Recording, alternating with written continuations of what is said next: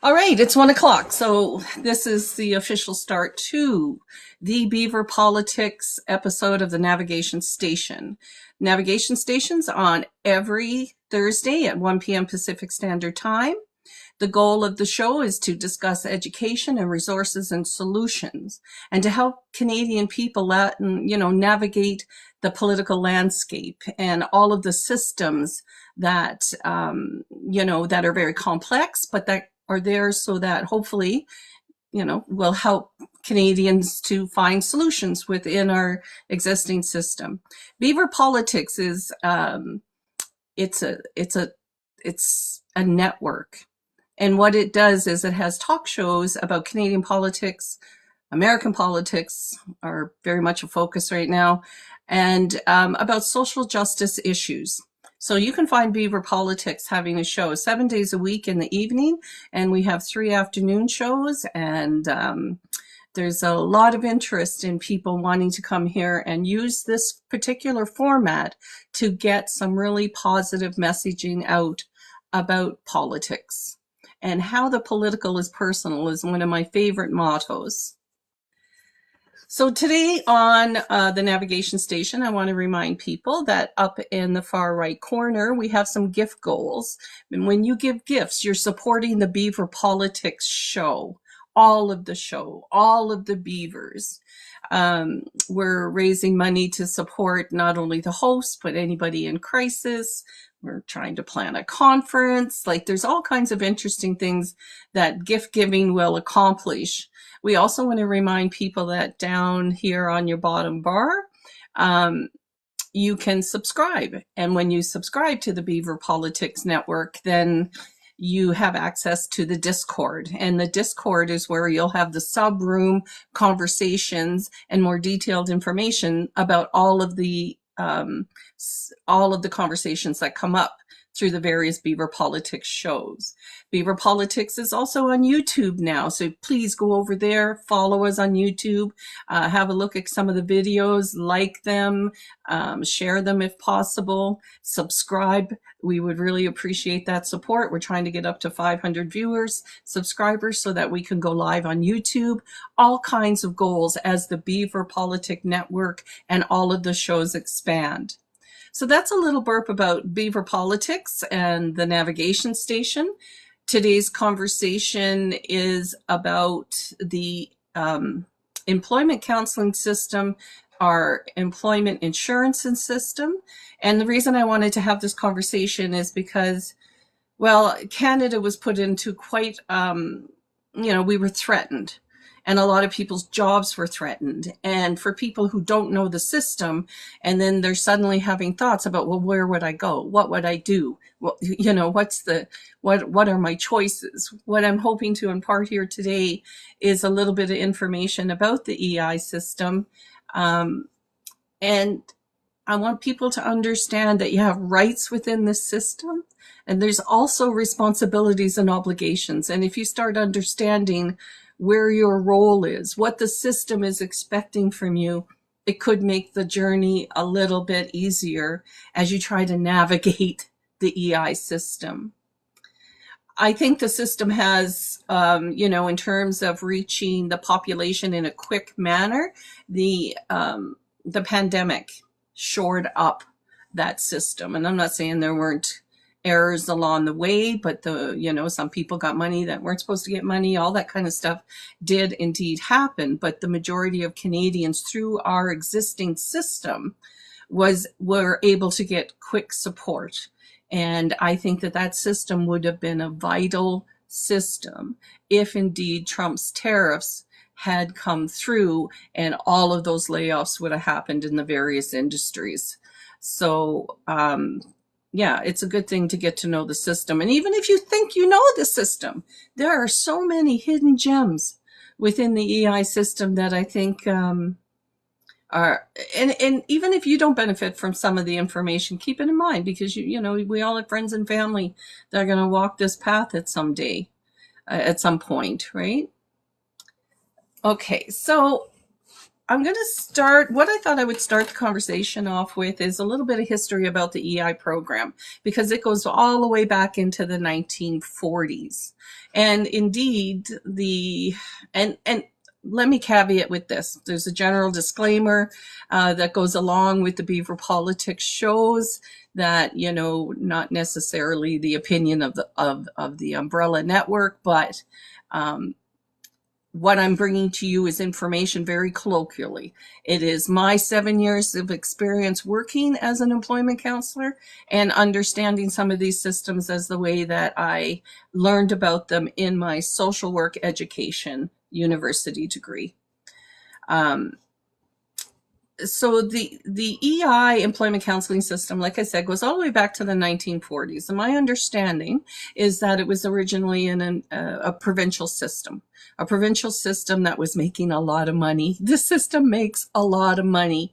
I have seen articles around the world written about the fact that this is one of the biggest insurance scams forced upon a citizenship in the world. So we'll say that opinion lies out there. But the provinces started this, and really, it was under the War Measures Act that the federal government stepped in and took control of this money, and they started to run the program. And that War Measures Act, that's the Emergencies Act, that was all the conversation for the convoy stuff. But that War Measures Act gave control of all that money over to the federal government. And after World War II ended, the provinces wanted that money back.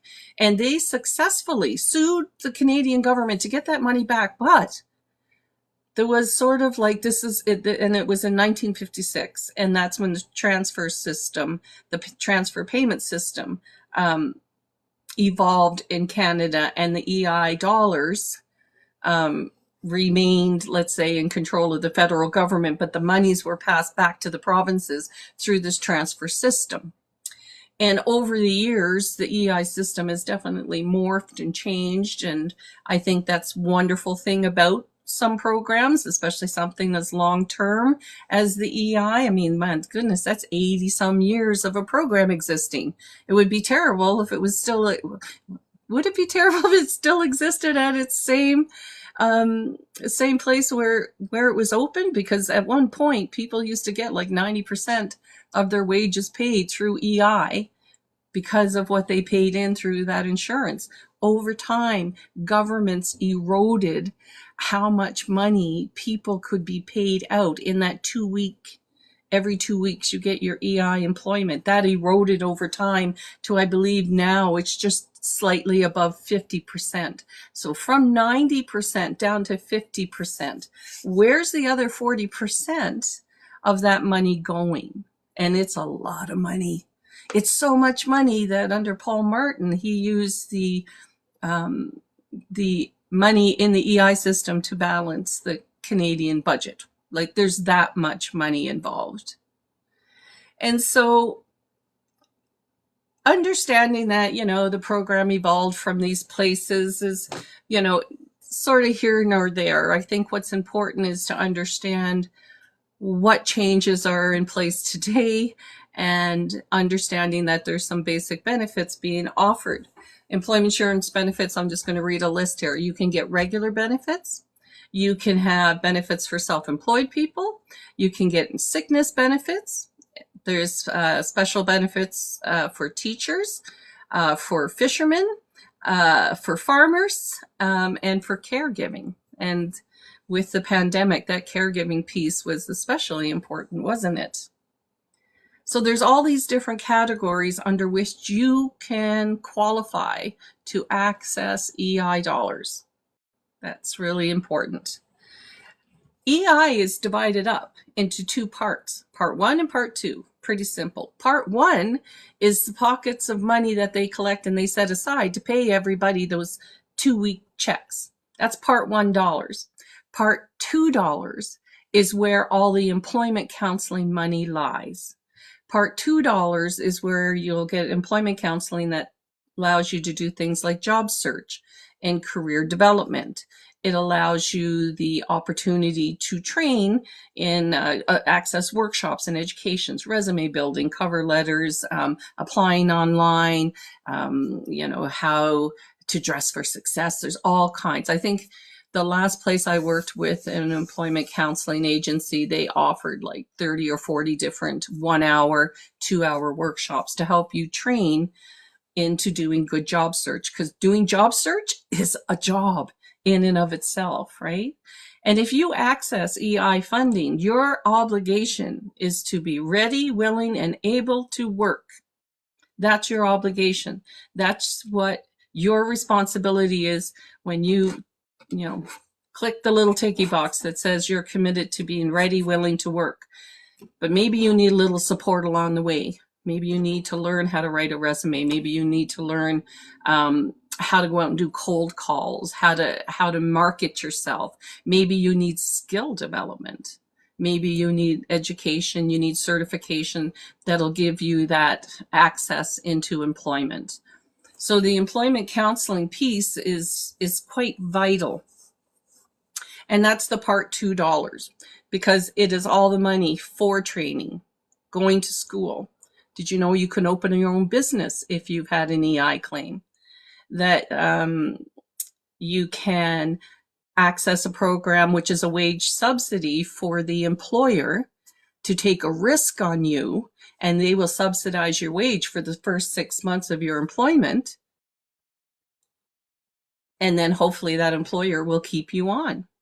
So there's lots of different programs within the EI Part $2 system.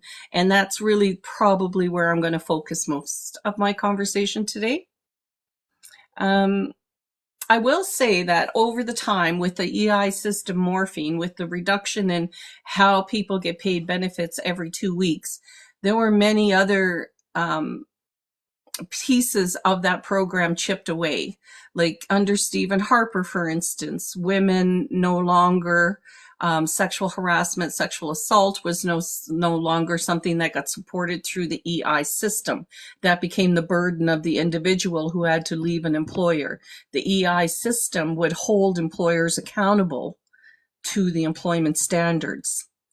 And that privilege under the EI system went away under Stephen Harper, as well as a reduction in the benefits under Stephen Harper. And I also wanted to talk a little bit about how the EI program has morphed over time through our safety, our social safety network system here in Canada. Because back in the day, EI, and there are even some people who will carry this, and this is very much a conservative kind of attitude, that this is like a welfare system that is only for really, really impoverished people. And there's looking down upon people who access this support. It used to be called POGI for years, like 50s, 60s, 70s, 80s. It was called the POGI. Right? You're on the POGI. And POGI is a British term for poorhouse, right? There was all kinds of ways to kind of make people feel less than, because they had to turn to this system. And yet many of the, let's just say, like, we're looking at the industries and the tariffs.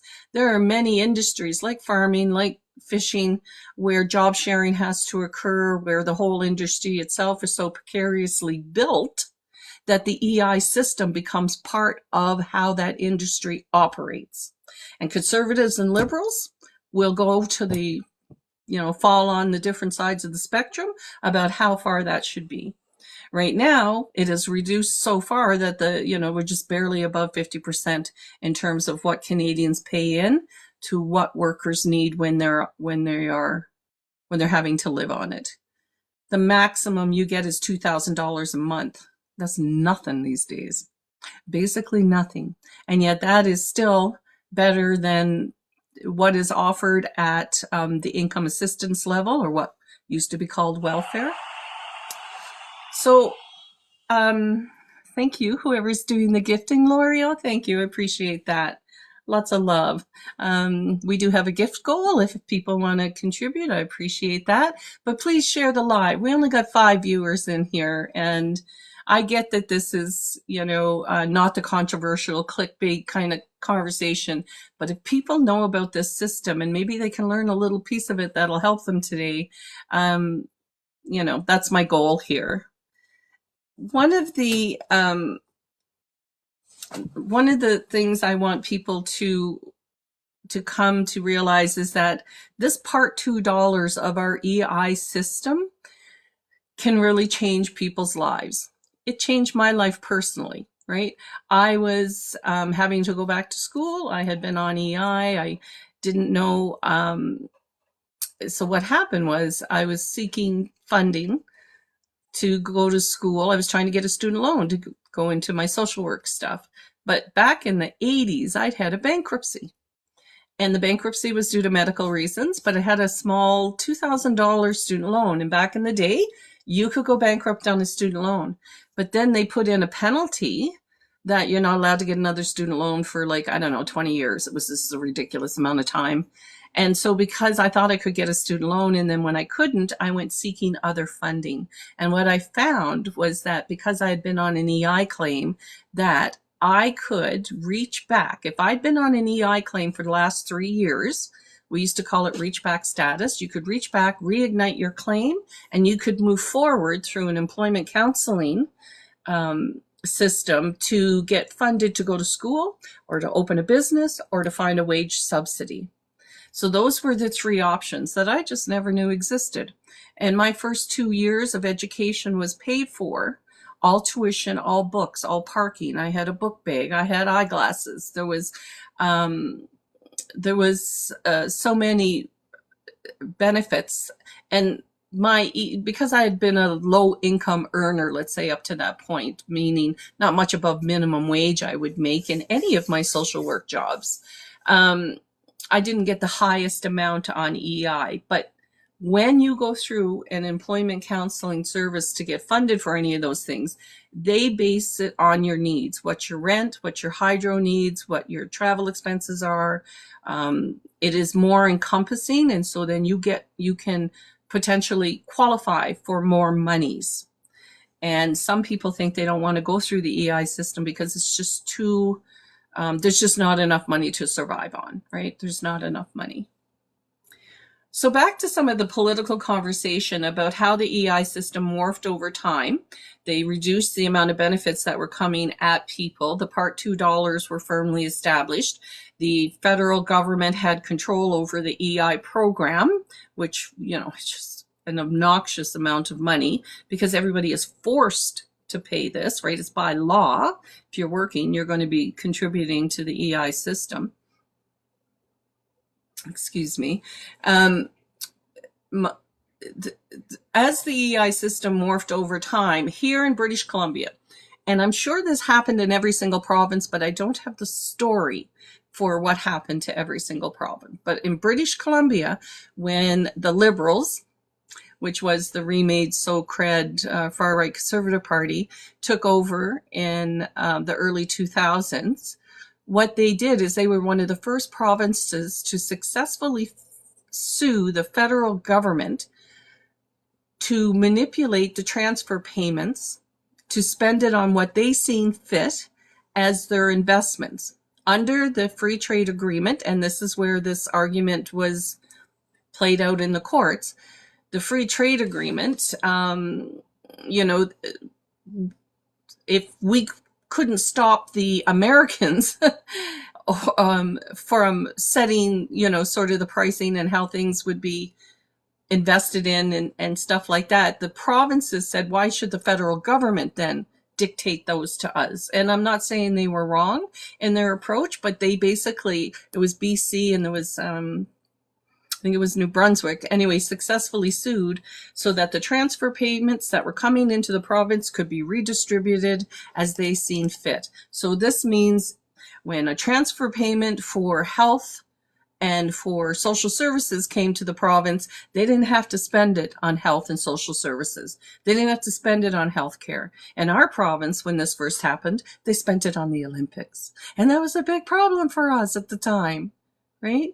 They took that money from the EI transfer payment system and they what they did was they joined that money with the benefit money for what was typically called welfare or income assistance. So those training dollars combined.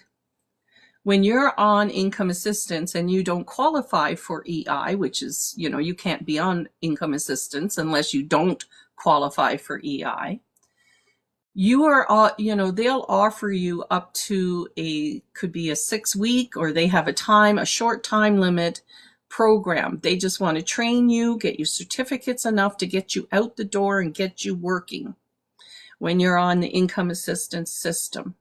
If you're on EI and you have access to EI, you can explore up to a 2-year training program.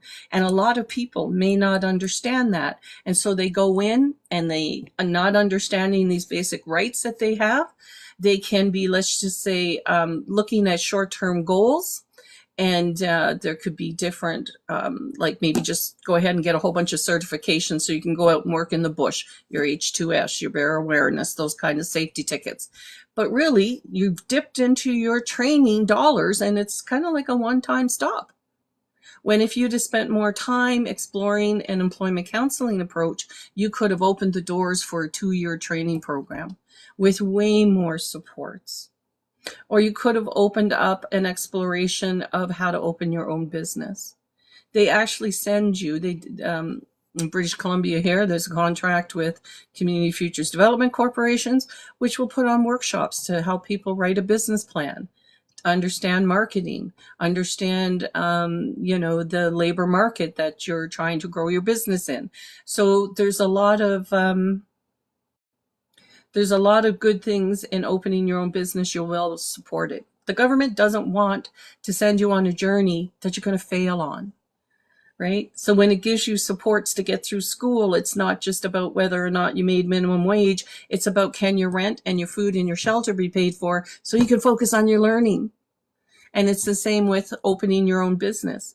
You take the courses for maybe 6 months, and then you're allowed to stay on EI while your business opens, and any money you collect during the initial stages of your business does not get deducted off of your EI checks. Isn't that great? That's a wonderful opportunity. The other thing that happens is what's called a wage subsidy program. And that's through a Part 2 dollars, right? The Part 2 section of the money that you've paid into every time they take your employment insurance deductions off your paychecks. So this wage subsidy program is pretty basic. It's very easy because they want everything just to be easy peasy for the employer. It's, your employer, and there's rules and regulations and restrictions and criteria. You can't have the job first. You have to come to them looking for the job, and then you find an employer that is willing to give you an opportunity, but they maybe can't afford, because training is the most expensive part for an employer. So I believe they'll pay 50%, up to 50% of whatever minimum wage is, or 50% up to $20 an hour. So if you had a job that paid $20 an hour, the employer could potentially get $10 an hour from the wage subsidy program and it changes all the time. So I haven't done employment counseling for a few years. So perhaps this is about, and they'll do it for 6 months, or maybe they do it for 3 months now. I don't have the current information about that, but that wage subsidy, yeah, that's worth accessing, because maybe not everybody wants to go to school, right? Not everybody wants to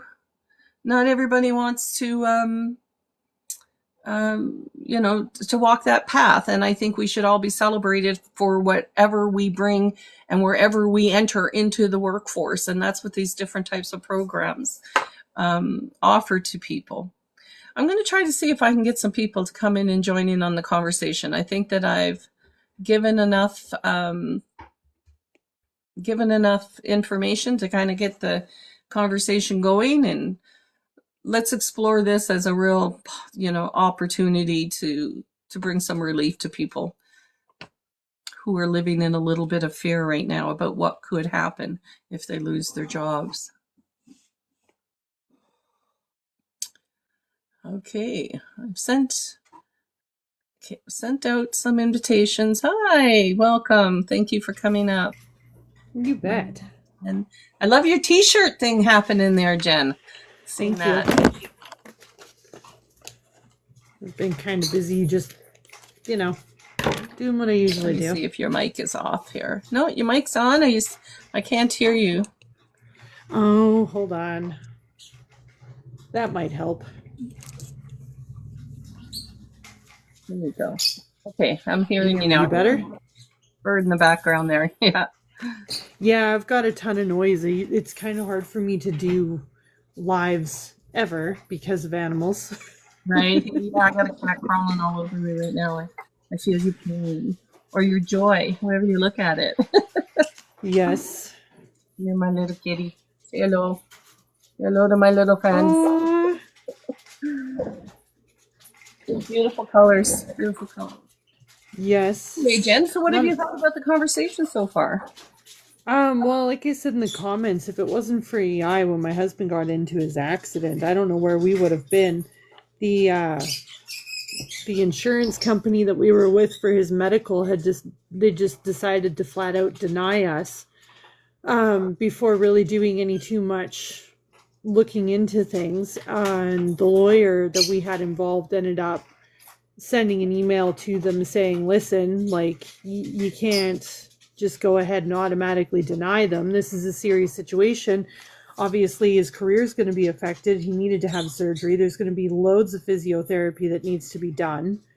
And the insurance company, or no, it was the insurance company denied us. So they had told us afterwards that when we were going through all the steps with them, that we had to run the EI program first, which kind of frustrated us in the beginning, but then it turned out to be better in the long run. They make you do this, and then it kind of gives you like an extra 9 months of being able to be on it while you're figuring everything out and doing your therapy. So he ended up then having to switch over to long-term disability once the EI ran out, and that helped extend us to the point of where he got mobility back in his arm to like 70 some odd percent.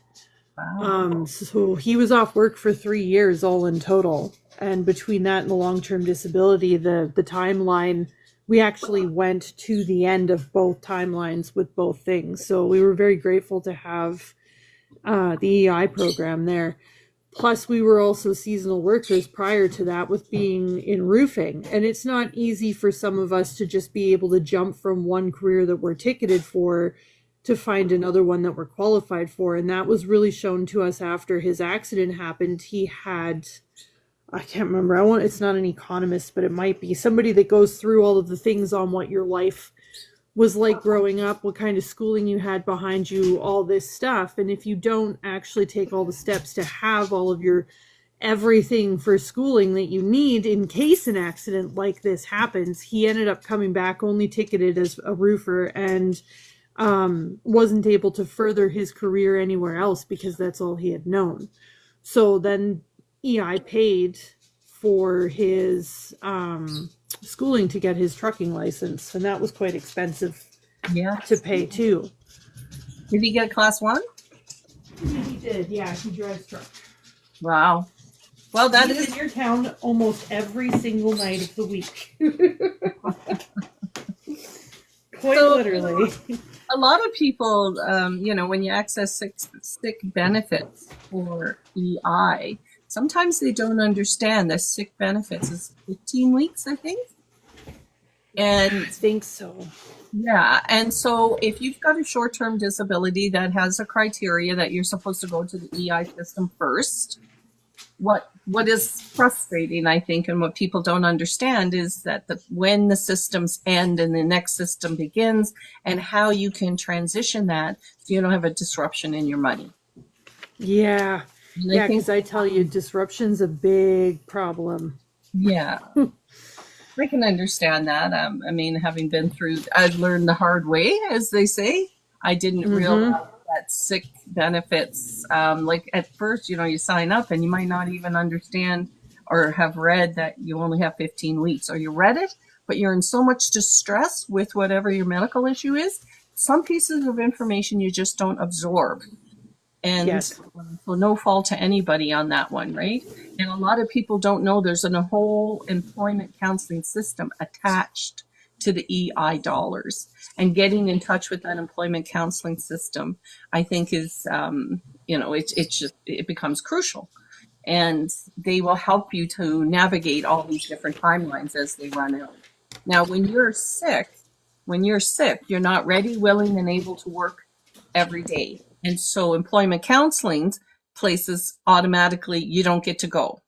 You don't get to go and you don't get to access until you're ready, willing, and able to do work. Because if you can't engage in work, you may not be ready. You have to be able to handle the school system if you're going to choose school, or you're going to open your own business. Like all these things get assessed along the way. I have seen people like keep track of when you go on your sick leave to make sure your EI claim turns into a regular claim, even if you're not 100% willing to go, ready to go back to work, because people don't have options. And so they have to just kind of work the system to the best of their ability. And I don't put any kind of judgment call.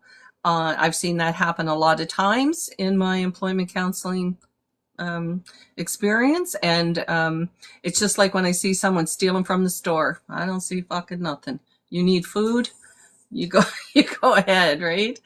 And that was kind of my approach to that. So you engaged in the short-term sick benefits of EI, and then it took we did long-term two years through our. long-term? Well, he was off for 3 years in total. Mm-hmm. The long-term disability benefits through our medical company was what kicked in after EI did their thing. They did the same thing with my mom too when she retired. They told her, they're like, oh, well, you can't get your retirement benefits until you run out your EI. So she had to do that first, and then she switched over to her retirement fund. And I kind of, at first I was like, why would they make somebody do that? But at the same time, it makes sense. That's your money. This is the thing that makes me angry about people that put people down that are on EI. We've earned that money. That's our little savings in our bank. We deserve to have that. If we want to use it or need to, if there's an accident or something, it's there for you. So take advantage of having it. It doesn't make you any less of a person. And like you said, people don't make a lot of money off of it either. We were going to pawn shops and had loan sharking going on in order for us to survive during that time with what we were receiving, because we had 3 children and I'm disabled and can't work. It was hell. And then all of his physiotherapy appointments that had to be dealt with and all of that stuff thankfully was covered through what ended up being ICBC in the lawsuit at the end. So it's very much so beneficial for people to have, even though it doesn't pay enough nowadays. I think people have become rudely awakened to the fact, to the reality of how deprived you have to be before our social safety network systems actually kick in. Right. So when kick in for a lot of people who were during the pandemic, and they went from making, $100,000 a year to living on $2,000 a month, right? Like a very difficult step down for them. And I think a lot of people don't understand that these systems they just are there to cover basic food and shelter, and most of them are not even covering that. Like when it comes to income assistance. But the EI system is a little bit better. And what really bothers me about the whole looking down your nose at people on EI is because the same people who engage, who will say it's a socialist thing, and it's just, pull your bootstraps up and get going and stuff. They have their own private insurances. And because they buy their insurance from, like, say, Sun Life or Manulife or some private company that offers employment insurance, or their employer offers it or whatever, they think they're better than, but they're doing the exact same thing. They're using a socialist safety net system. They just think it's better than the next system because they're paying more premiums on it. It somehow makes them feel like they got a leg up. It reminds me of the people who are anti-union but all these tradespeople belong to special associations, right? So they have found a way to do the exact same social experiment in terms of their social safety net, and they call it something different so they feel better and they can walk away from whatever the negativity is, like the whole pogey conversation, welfare. Thank you to whoever put that up there. Hey, maybe this is a shameful time now. I'll just interrupt and remind people that we do have the gift goals, and this is supporting the whole Beaver network, the whole Beaver Politics network, so that we can keep these shows going. We're starting to expand, so please subscribe to the Beaver Politics Network, and when you subscribe you get access to the Discord, all kinds of really cool emojis. You can see them in the comment section here. In the Discord is where we have more detailed conversations, might have posted articles about changes in the AI system and stuff like that after today's conversation, for instance. So Discord's an important place to follow us, as well as on YouTube. So if you miss a show, or if there's a piece of conversation that interests you, just make note of the time and then come and track it down on YouTube. Subscribe to us. We need to get to 500 followers to do our lives on there. So thank you for letting me interrupt the conversation, Jen. This is just kind of part of our little Beaver Politics promotions here. I'm used to it. It's good. Yeah, let's do it. When I was involved in doing the employment counseling, when I first got involved was way back in 2008. I worked from 2008 to 2011. I coordinated an employment counseling program, actually. It was a small program. There was only 4 staff.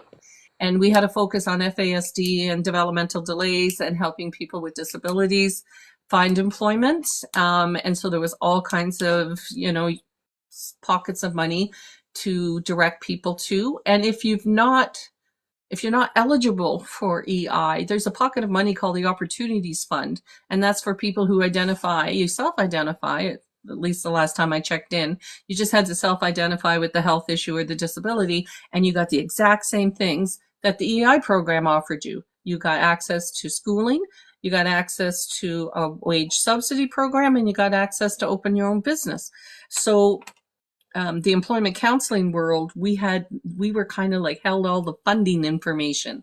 And so a lot of people just know, I want to fill out my cards every 2 weeks and leave me alone.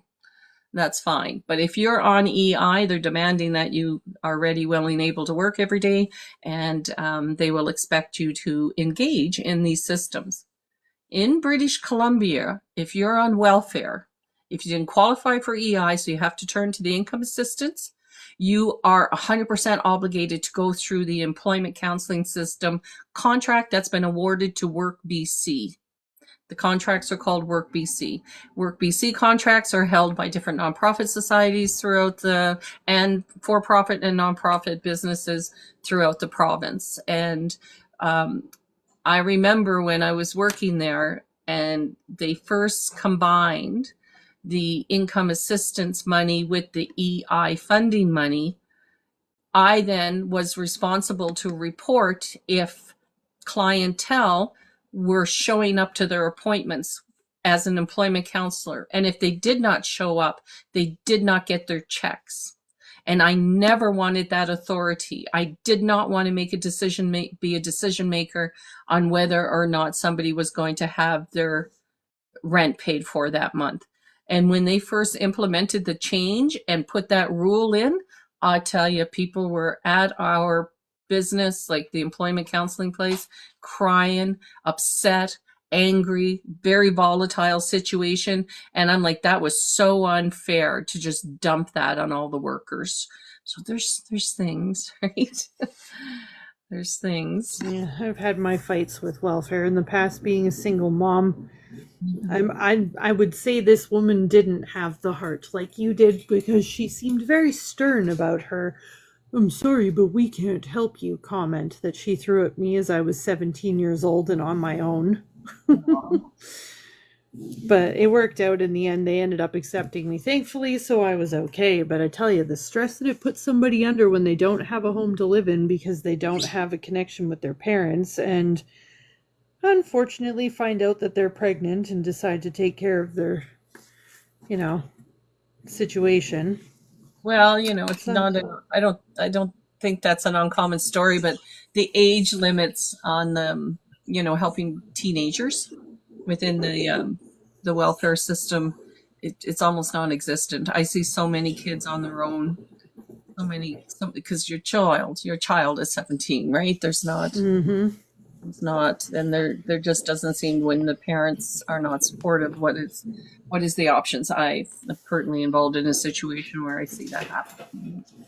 Um, Yeah, and it's to a keep in mind with sad this, one to be in. yeah, and the overall principle, I think about, pull yourself up by your bootstraps.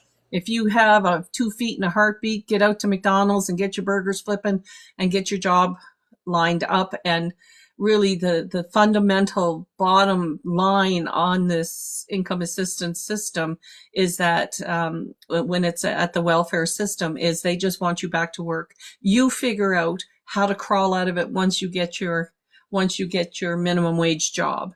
They expect you to launch from that. And I think that's where our system faults. That's where our system faults. So, um, to get out there Yes.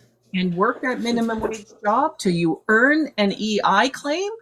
And then once that EI claim is earned, it does not matter how much you made while you were working towards the hours that qualified you for your EI claim. Once you get into that Part $2 system around employment counseling, the doors will open up and more funding will become available. Yeah, Yes. same for me. With I got hooped because I had a really good job working as a nanny. They lived above me in the house that I was in. So it was wonderful. I had 2 kids. I made, fair decent amount of money for a 17-year-old at that time. My dad was off in La La Land with his drugs and stuff that he did. So he gave me a roof over my head after my mom kicked me out, but I was pretty much on my own. And my grandparents obviously couldn't take care of me. They were old at that point. And I had a wonderful job, and I had stated that I was never going to have children. I just wanted the freedom because I didn't get to have a life as a child myself from the abuse I had endured at home and all of that.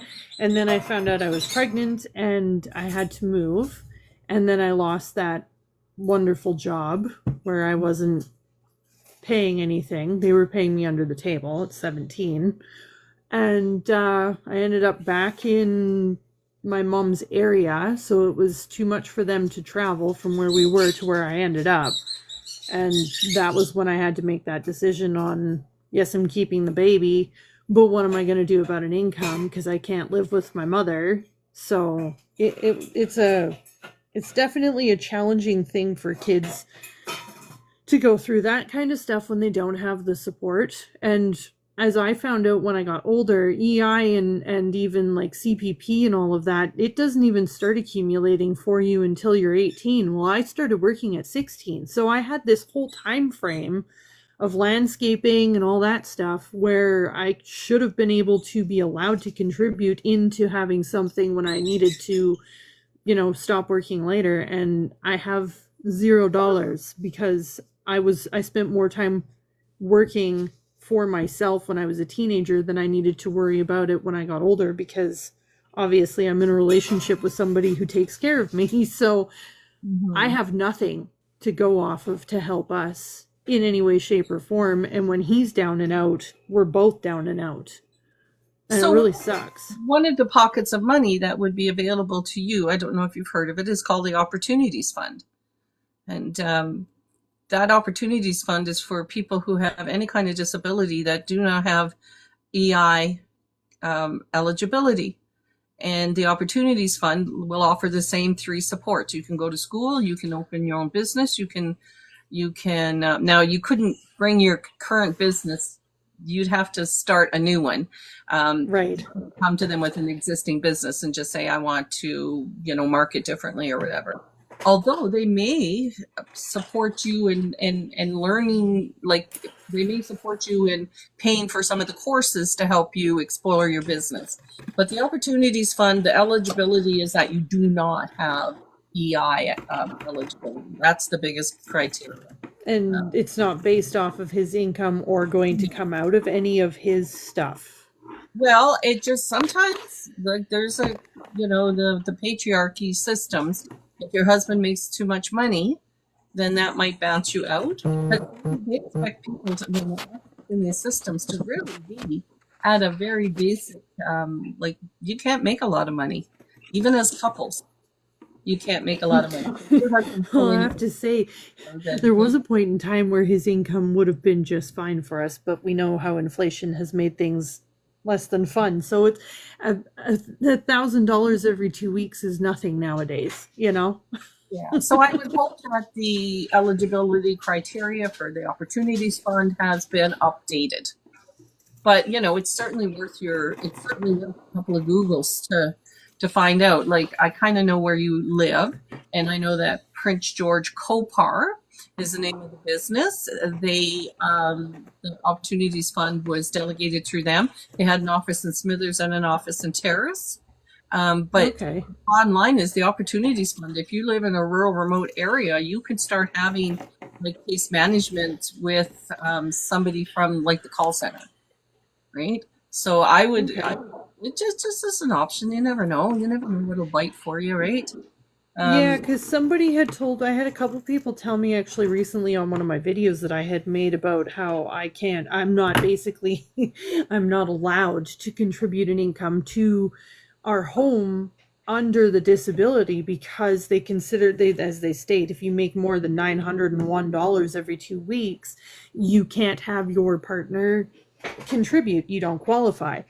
And this mutual had messaged me and said, listen, there is a CPP thing that you can get into, but it does affect his.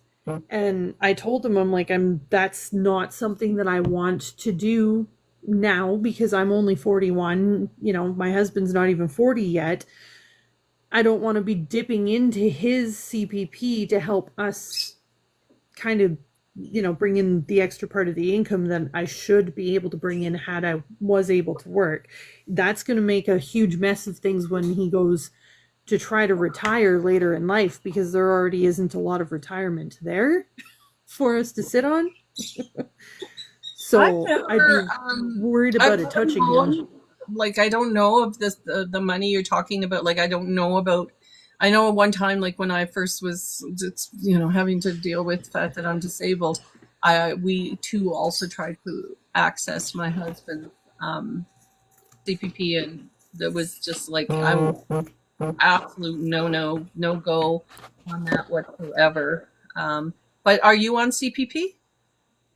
No, I've got nothing. And I'm refuse for us to touch his until he's ready to attempt to retire. As it stands right now, retirement isn't in the future anytime, period. Like, I know accessing early CPP is at 60 and you have to, get your own benefits. You access your own benefits, but you get to do that as a privilege before 65. Yeah. A lot of people don't like, my mother died at 63, 2 years before her pension. All the money saved to go spend during retirement. When you die early, and the government keeps all that money. They don't return that money back to the family or to the spouse or anything like that. So I sort of learned a lesson as I was applying for CPP disability. There's some, as I'm a registered social worker, I was a registered social worker that did all the assessment forms for people for getting disability. I understand the criteria and what the system is looking for in reading the documents you're submitting to apply for CPP. So if you ever wanted to have a side conversation about that, Jen, I could probably have a good look at your personal situation in more detail and tell you whether or not the system is going to give you CPP. Most important thing is, as you touched on earlier, you have to have worked X amount of years and contributed into CPP. Yeah, that's not me. And if you don't work that many years, like for instance, my brother-in-law at 35 was in a very bad situation medically. He only lived to 50, but that 15 years was a nightmare of medical. And because he had only contributed till he was 35, he only got $600 a month on CPP, right? So they just adjusted how much you could make. So the first step is to see if you qualify under the financial guidelines on how long you have had to work. If you work the full 25 years, then you can be assessed at getting maximum, which is around $1,400 a month. Not a lot to live on. Yes, yeah, I won't even get that. If I contributed $500 in my working time frame, it'd be amazing. Yeah. 'Cause- So CPP may, because you haven't contributed, you might not qualify, right? But no, I believe we did something. I think it was disability years ago. We went back to try to get. That was how we found out I wouldn't qualify for it. Was to get. I think it was the CPP disability part of it, and they had denied me because of my husband's income, but they also had said that you didn't even work 5 years really consistently enough to be able to contribute to it, because again, I started working before it would have been banked, Right. and then I have my husband and I've been with him since, so I've been a stay-at-home wife for a really long time, so I have nothing there whatsoever. And the doctor that I had back in the time frame of when we were starting to deal with the fallout of everything that's going on with me, I just kept hearing, "You're fine, there's nothing wrong with you, you'll be okay." So being young, I sat on it and I let it go, and I didn't push and pursue and get second opinions and any of that. So it set me up to fail as somebody who can contribute into the household as an income without actually having to go out into the work field, because I can't do that.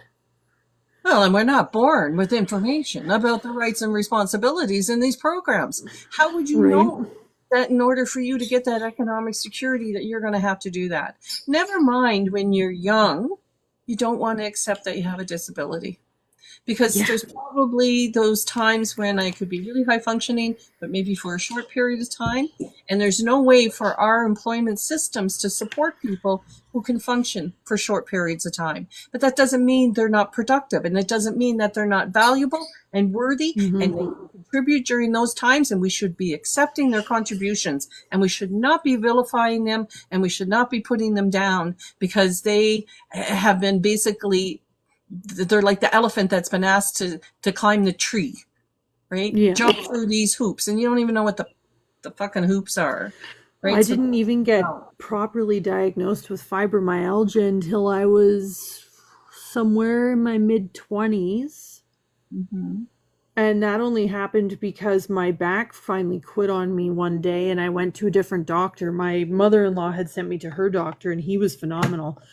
And because of him, he listened to everything, and he sent me off, told a specialist on what I needed, and that was when the list of everything came in. But by that time, I'm already into my mid-20s. I've had a couple kids, like I have a base pain rate that I've dealt with since I was in my teenage years, but didn't know that that's what it was until I was almost going into my 30s. Right. So it's frustrating, because you sit there and you want to trust these damn doctors that are telling you this stuff, and you think that it's okay. But if you look at my medical records prior to me, being 19 years old, there's a long list of things that I kept going back to him about that finally got diagnosed later on. And there's nothing there for me to feel like I'm a human being and I can contribute. So this Opportunities Fund, because it has been around for like 20 some years. Okay. So if you'd have known about the Opportunities Fund back in your early 20s, had no idea, how that would have shifted maybe in your financial stability. Right? I didn't even know that EI doesn't start, or CPP doesn't even kick in until you're 18, until I was like, I don't know, 22, I think. Yeah, there's so many criteria rules. And if you can, whenever you engage in a system, it is your responsibility to try and understand the system. But some people don't even know it exists. And the other thing is the Opportunities Fund isn't funded properly. It runs out of money every year. Every single service provider that had that contract usually was out of their money by within 6 months of the money. And they issue the money at the end of March, I believe, is the cycle for government. And then within 6 months, and then they'd have a waiting list from the year before for people who were waiting to either go to school, open their business, or get a wage subsidy. So, all these things become problematic. And the best thing to know that if you see the system's fault, you will not take it personally. You're able to externalize that this problem isn't because I'm a failure as a person. It's because the system has limitations. And that limitation has nothing to do with my personality or any personal defects. But instead, a lot of times people succumb to the weight of the shame and the looking down thing and failing to get into a system, or you're plugging along within a system and you've done something to break a rule you didn't even know existed, and they bounce you out of the system. I'll give you an example of that, because this happened many times, is people who are wanting to go back to school and they get excited and they go, of course they're exploring on their own. They go to the college and they see a course that they're interested in. They talk to a counselor. The counselor registers them right away into the course. You got to save your seat, get in there. But then when you go to the, your employment counseling agency to get EI to fund you, because you've registered in that course, they won't even look at you. When what you needed to do was do that employment piece first. And because the student counseling agency at the college isn't communicating with the Work BC contract and getting the student that piece of information, or exploring a more broader funding opportunities for students, they got locked out for a whole year. Talk about angry people. But who would know? Who would know that one little move is going to kick you out of the system? And then the system saves money in some ways, right? Yeah, and this is exactly why I've learned over the last few years that having an advocate that knows their stuff stands beside you, because things get done then. It's the same thing as being on income assistance. I learned while I was on welfare when I was pregnant with my oldest child. It was quite a bit into it, that they actually have programs for parents who need like cribs and clothing and diapers and all that stuff. And it baffled my mind to be told by somebody else that there was all this extra stuff that they have in place for us, but they try to keep all these extra things quiet and hush hush because they don't want people to access them. If you do, they'll give them to you. But if you don't know it's there, then it's just swept under the rug. How do you Having know? advocates is huge to have for people that don't know. I mean, look at me. I was 17 years old, a very vulnerable teenager who was pregnant. I had no knowledge of anything for what I was supposed to need to have set up for income for when I was older. I knew I filled out income tax forms that said that I had to pay into all this stuff, but I didn't know what that stuff was. It was letters on paper. No adult was there to teach me what CPP was or income tax. I had only heard this stuff before. I didn't know what it was. And like I said, again, later on, I wasn't taught this stuff. So when I got older and I went looking at what CPP was and to get access to what I had contributed to, I found out that there was very little there because I had worked more of my life before I was 18 than I did after. And that's harmful. And I really think that our children in our future need to be taught exactly all the ins and outs, the advocating, what programs there are, what criterias there are. Every single bit of our government stuff needs to be put into our children so that way they can plan better when they start going into an adult life and into the working environment. I agree 100%. So I want to welcome Trent into the conversation here. Trent Williams. Thank you for joining. Yeah, I just think our children just need everything because my son is just really small and he just really needs to get everything he wants. This government is so crazy and it's just a really bad thing since I just since my wife left me and I've just been here trying to take care of him, trying to show him what a father really means and it's really it's You're really it's really bad what government doesn't they don't did think I hear about you? us. They just go ahead with every decision that they want to. But I'm happy that I'm just trying to do what I can to show my son what real love is, what real life is. As a father, as a friend, and even as a mother. Understand? So, Trent, have you engaged in the EI system or any of the employment counseling system? That because these are our financial support systems. Have you engaged in those systems? Well, I just apply, but this government isn't that reliable, and it's really funny how they don't even think about the children, about the family you've got. They just pop up and do whatever they want. But nevertheless, we just keep hoping that whatever the government has to give us actually works out. Yeah. So one thing to understand, I think, about our government systems, we've had conservatives and liberals in terms of government controlling the EI, CPP systems that will offer opportunities for education and opening your business and wage subsidies. They have been controlled by both of those governments since their inceptions, 80 years or more. And the core philosophies are upheld by both governments. But under the liberal government, the benefits expand. Under the conservative governments, the benefits fold in. And the EI program used to be much more abundant in terms of its wealth redistribution back to the people who paid into it.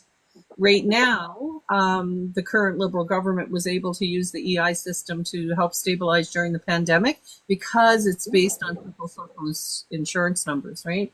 So it was the best way to kind of connect with people really quickly.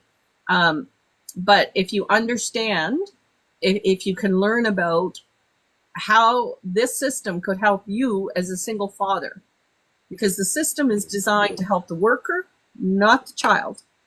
But if you are needing to go to school, then obviously daycare supports are going to be a necessary part of your journey. Um, and so, but get in touch with the services. What province are you in, if you don't mind me asking? That is. Oh, has he left? Be back soon. Hey, I'll take the opportunity now to tap, people, tap and like. It's been a very low, there's not been a lot of people in the room today. Still, there's 6,000 likes. I appreciate that. Just tapping is clapping. We've got I some think gift. everybody's watching Trump because he pulled back on the tariffs apparently. So I'm certain there's some stuff that's going on off of our live. I really wanted to just get away from the topic for a little while, and Right? to offer this resource. And although I know that this conversation is kind of not like it's not the clickbait kind of conversation, but nonetheless, if people take the time to listen to this kind of conversation, it can bring in thousands of dollars. I remember, when somebody would come into my office and they'd want to work on it, we call them action plans to get back to school. There's an application they have to fill out. They have to do career decision. They have to prove the career that they've chosen is going to have a job at the end of it. They have forms to fill out to show market research on that. We teach them how to do all that. They have to do a personality quiz to see if you've picked the right profession for your personality type. We've got to make sure all the action plan is in alignment with, so that the person engaging in it will have the best outcomes. I lost my train of thought of where I was going with this, but yeah, just to say that once you engage in that system, it does look at your multi-layered life to the degree that it can, right? And it can help you. Like every worker has a little piece of conversation off the side of their desk that can get you going somewhere else. So maybe we don't offer the services for daycare, but here's the list of all the daycare stuff, right? I I think it's important for people to just start understanding that we have systems out there if you know where to go. And not one system fixes everything. It just doesn't. So having people come to the table and reduce their expectation around what they may think a system is going to offer them. Because sometimes people expect too much out of a system. And that can be, that can make them fall on their face as well. Yes. Yeah. That's definitely a thing that has happened many times to people. And education is absolutely everything when it comes to learning all of this stuff. I didn't see the invite here. I'm going to get Trent back up here. He probably had a kid issue. Exactly. To manage that. Thank you for joining the conversation, Sorry, Trent. my son just it poops on his buddy, so I just rushed down to go get him cleaned up. All good. It's all good. So have you engaged in any of the EI employment counseling system? Yeah, of course. I actually have a direct contact, a direct agent. He's a friend of mine, and he's actually getting the stuff worked out for me because I just applied yesterday, and he says he's gonna really brushing it off for me. So, I'm just trying to do what I can for myself, for my mom, for my son, and just make sure I'm the best father that I can ever be. Right. And I guess that's the ultimate goal. Although this doesn't apply to you, I have seen people sort of like seniors who are, at the other end of the spectrum, and say they're 63 years old, and this is a true story, 63 years old, and the mill burnt down. And the person doesn't want to retrain to go into a career, right? They don't want to have to rebuild their whole life up from scratch that way. It's very overwhelming. When people lose their jobs, suicide can be a big piece of the conversation. Or I don't know if I'm allowed to say that word on here, but people threatening to, end of life kind of Unalive. And to unalive themselves. Thank you for the wording. That is not an uncommon problem. And employment counselors, even though they're there to kind of hook people up into funding and all that, they end up doing a much broader counseling experience, even though they're not therapeutic counselors. In many ways, they become peer counselors. And this is a common conversation in those rooms because your life identity is wrapped up in your work, as in somebody who lost their job at 63 years old. And then what did they do? What did they do? You can't say EI is only good for 9 months now? 9 months, I think. So what happens after that? And how do you get through to where the pension actually kicks in? Or if you can access early pension, the timeline it takes for early pension to kick in. These employment counseling programs, like one of the things you can do as a senior is you can enter into a seniors job search employment program. They will pay you money to go sit in workshops every day to learn how to do a resume, how to do job search, how to do the online experience now, the new world of job search. And I know they had a 6-month program that was also offered through COPAR, specific for people for seniors. So many. I just remembered that program as we were having this conversation. So I don't know all of the programs out there for people who have young children, but I imagine that there's some supports that do exist within the system. Yeah, of course. Well, I just feel this programs just enlighten us and help us know what to do and how to plan our children, our family. And I just feel it's just something that the government really needs to work on. Bring out more facilities, more programs on the internet, more social awareness. To make sure we all get that information and we know what we're doing. Our safety net fabric, our safety net system here in Canada has always been a push-pull experience between liberalism and conservatism. where, some people, the conservative side of things says, will put in austerity measures because they believe that, people need, it's an individualistic, rugged individualism is at the core. And the least amount, it's like the market is going to fix all these things. More opportunities for jobs are going to fix all these things. And it doesn't encompass all of the small things like a health issue or that you have small children at home. I used to, set up people to get funding for all their safety tickets to go work up north in the bush, right? To go work in the oil and gas fields. But then there was no money for transportation to get them there. So how do they get to the community where the job is? Or maybe they got to be put up in a hotel room for a night or two while they wait to go out into the bush. No money for that. No money for food. So serious gaps in the funding. So it's one thing to say, hey, yeah, we'll pay your way to, like, from my community, Prince George, we'll pay your way to Fort St. John where the money is. But here's what we give you. We give you, I think it was 50 cents a kilometer.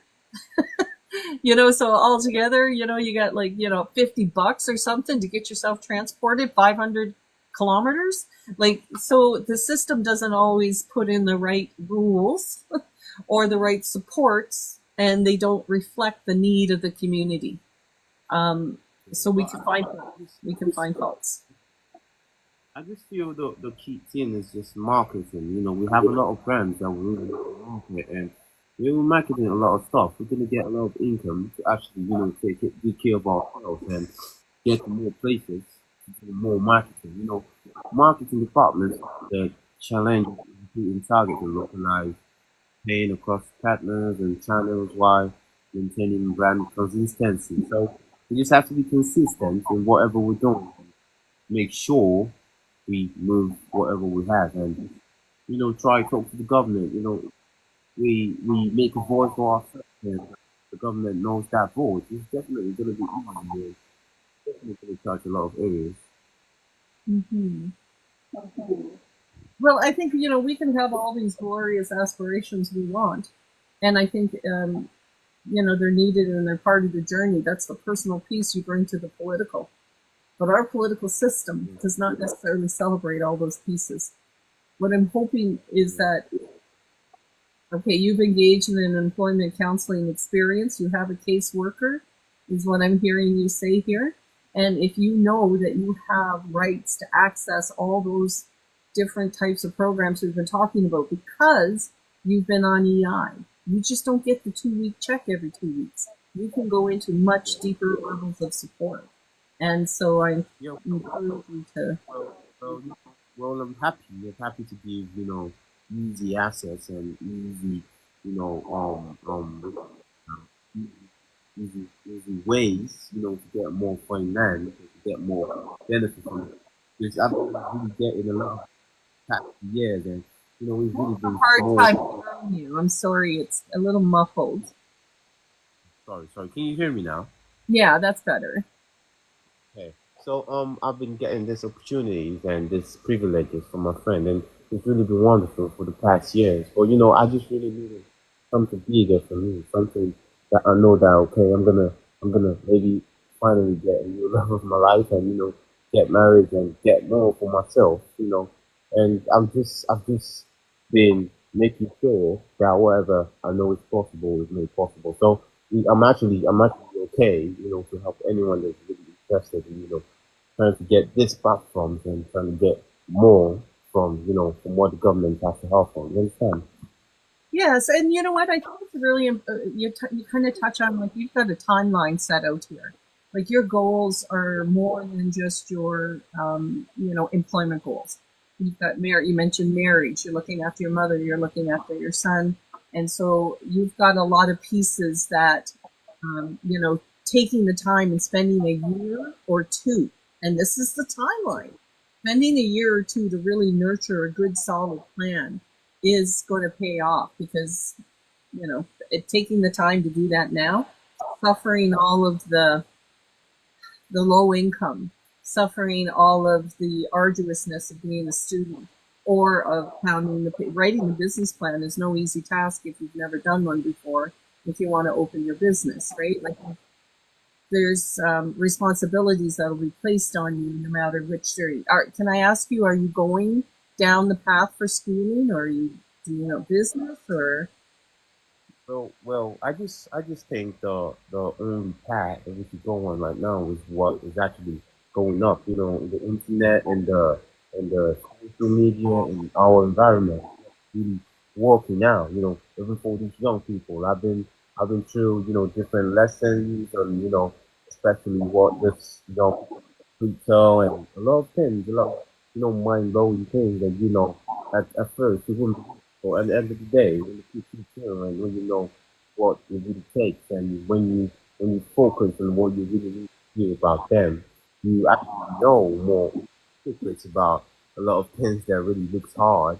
But at the end of the day, I just love sharing that experience with everyone, and we just all have to make sure we're good for ourselves. And my son, in fact, is going to some of the schools that actually help him to understand this more.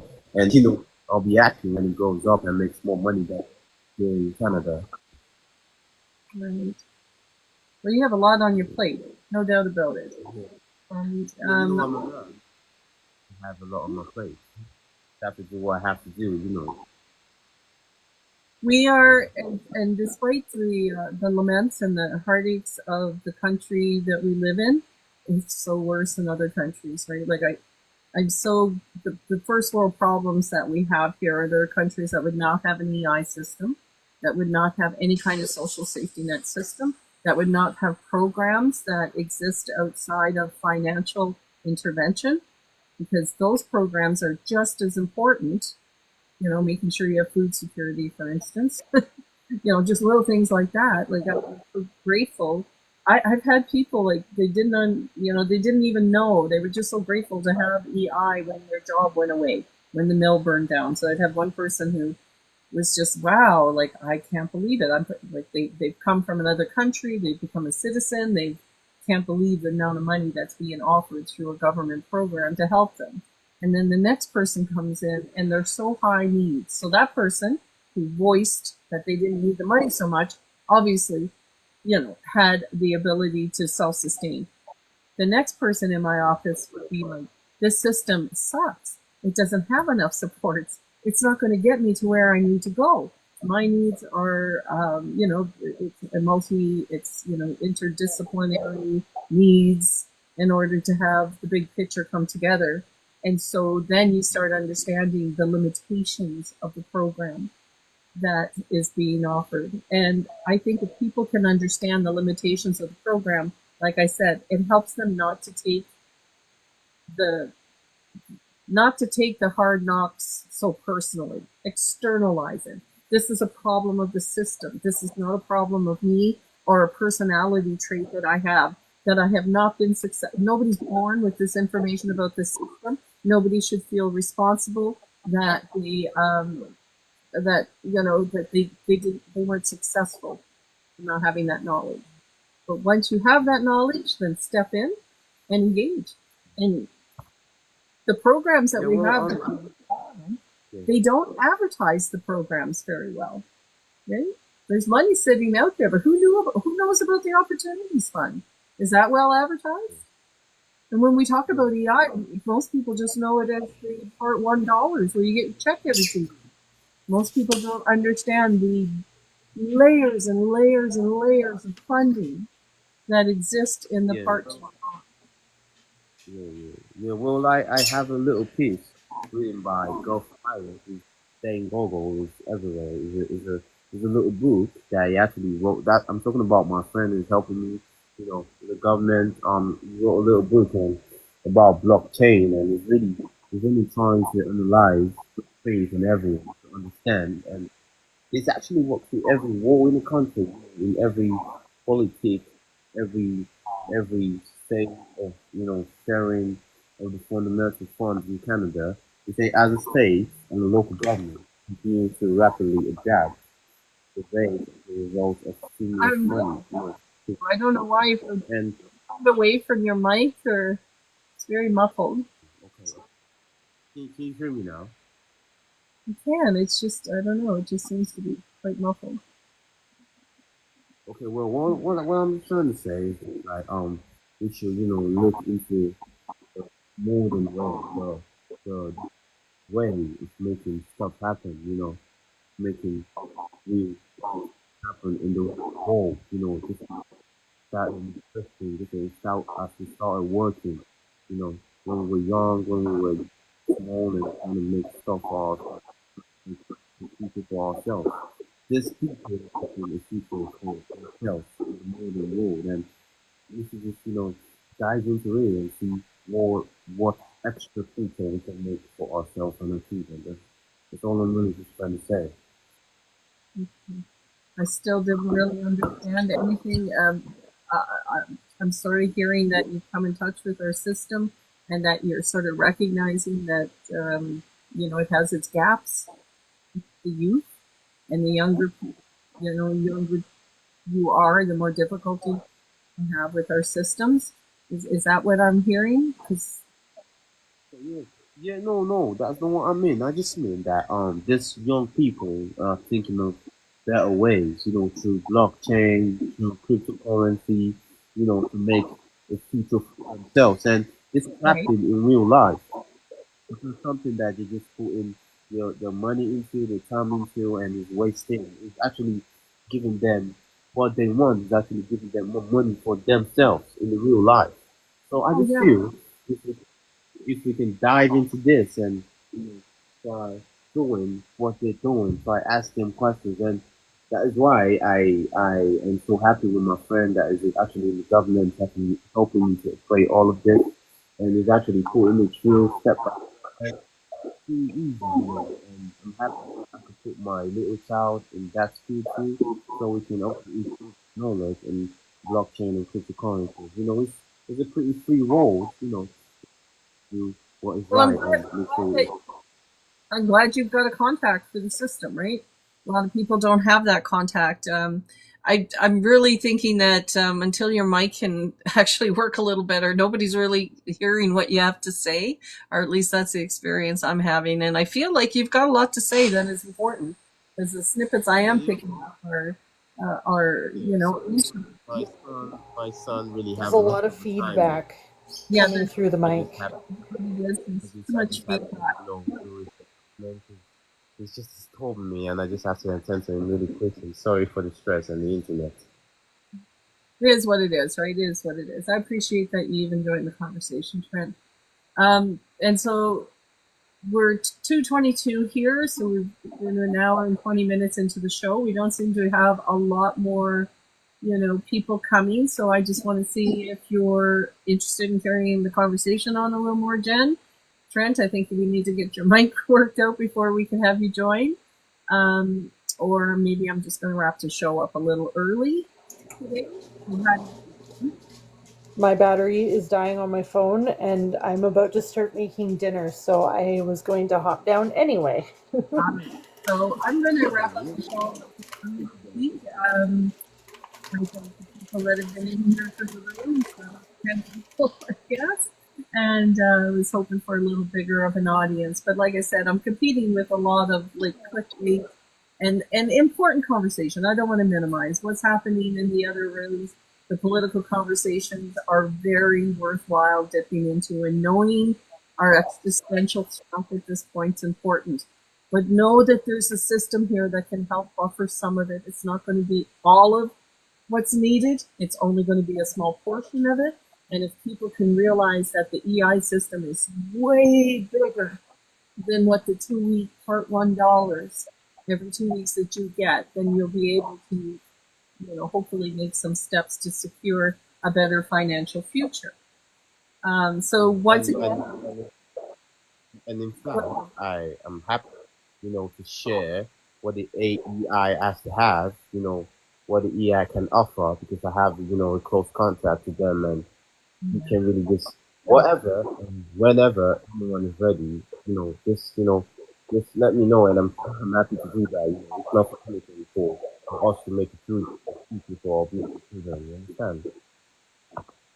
okay. All right. So this has been Beaver Politics, the navigation station.